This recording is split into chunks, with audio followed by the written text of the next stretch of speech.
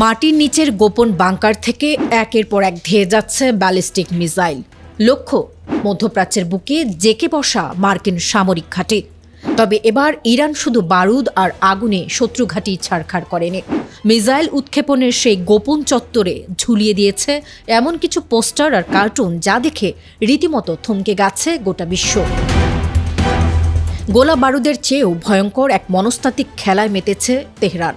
এই রণক্ষেত্রের সূত্রপাত হয়েছিল দক্ষিণ ইরানের কৌশলগতভাবে অত্যন্ত সংবেদনশীল কেশম এবং শিরিক দ্বীপে। মার্কিন সামরিক বাহিনী আচমকায় সেখানে আকাশপথে হামলা চালিয়ে ইরানের রাডার এবং ড্রোন কন্ট্রোল স্টেশনগুলো গুড়িয়ে দেওয়ার ধৃষ্টতা দেখায়।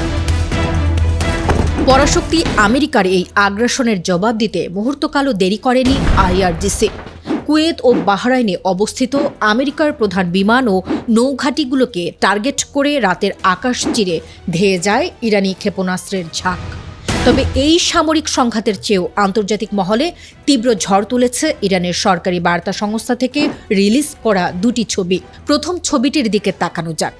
আমেরিকার জাতীয় পতাকায় মোড়ানো একটি কফিনের পাশে দাঁড়িয়ে বিকৃত হাসিতে মেতেছেন ইসরায়েলের প্রধানমন্ত্রী বেনিয়ামিন নেতানিয়াহু। কফিনের মৃত মার্কিন সেনার উদ্দেশ্যে তার বার্তা, আপনার সেবার জন্য ধন্যবাদ। এই একটি ব্যঙ্গচিত্রের মাধ্যমে ইরান সরাসরি মার্কিন নাগরিকদের মনস্তত্ত্বে এক বড় আঘাত হেনেছে।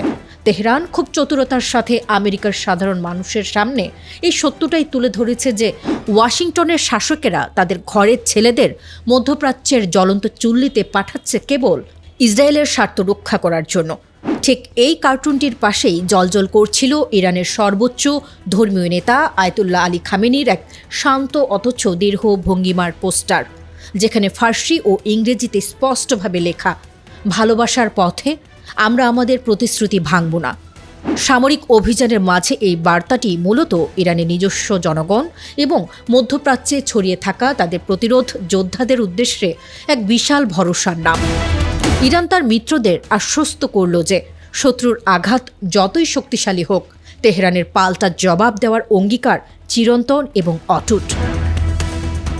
আধুনিক যুগে যুদ্ধ এখন আর শুধু গোলার আঘাতে সীমাবদ্ধ নেই, এটি এখন মগজ ধোলাই বা ইনফরমেশন ওয়ারফেয়ারের এক নতুন ময়দান।